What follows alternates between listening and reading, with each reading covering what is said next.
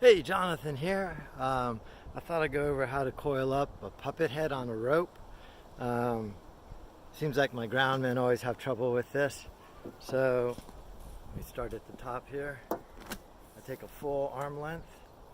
Sometimes you have to twist it in your hand a little bit to get it to lay flat.